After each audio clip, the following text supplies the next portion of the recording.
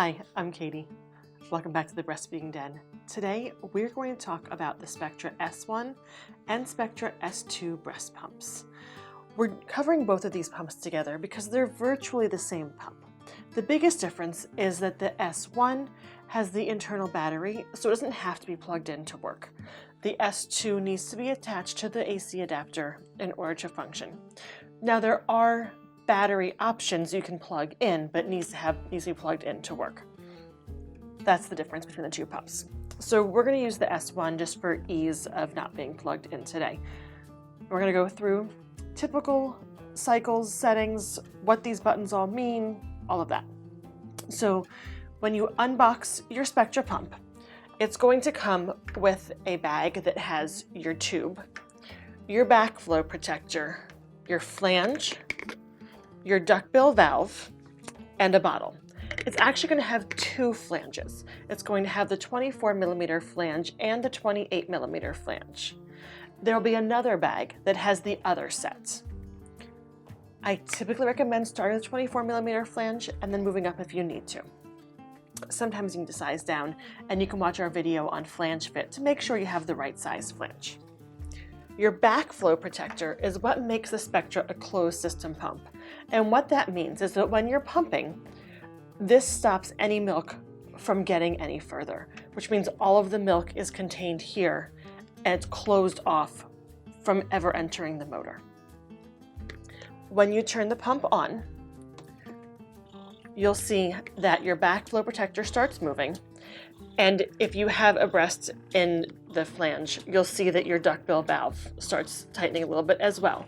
These are where the pump suction is pulling from, so you'll want to make sure that everything is fully intact and together tightly. So your power button is down the bottom. Right above that is a button with a wavy line. That is your letdown mode. You're going to push that button and go into letdown mode immediately when you turn the pump on. When you're in letdown mode, your cycle speed is going to be 70. That means that there are 70 sucks per minute cycling through the pump. Your vacuum is how strong the suction is. The vacuum is going to range from 1 to 5 in your massage mode. Ideally, 4 or 5 is a great suction level if you can get there. If you can't get there, let's check to make sure that your flanges fit you properly and that nursing is going well. You don't have other nipple trauma from there. You're going to stay in that massage mode for about 1.5 minutes to 2 minutes until you see milk really spraying out. At that point, you push the massage button again and you go into the expression mode, which is the standard mode. In the standard mode, I'm going to turn this down a little bit, we have cycle speeds that range from 38 all the way up to 56. Now that cycle speed, again, is how many sucks per minute that pump is doing. Typically, a faster suck is more comfortable. I typically recommend that you start at 46 and kind of alternate from there and find what's most comfortable for you. Ideally, we want the vacuum to be at 7 or 8 to start. That's going to get you the suction that you need to maintain a good supply while you're at work away from your baby. If you can get it higher and comfortably, great. But if you can't, 7 to 9 is your normal range. The pump also does have a light, which has 2 levels, so if you're pumping at night, it gives you a nice little night light.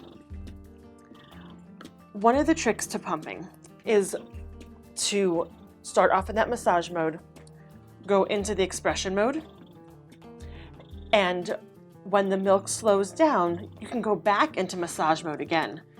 And that should trigger another letdown and get you more milk faster. The goal is not to spend the full 30 minutes on the pump. The pump will turn off at 30 minutes.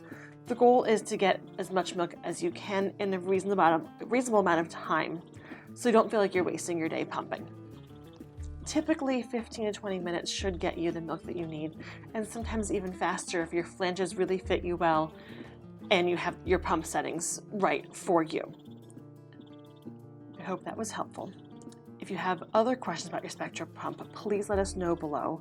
If there are other pumps you want us to cover, we'd love to hear that as well. Make sure to subscribe and keep in touch with us on Facebook and Instagram at the BF Den.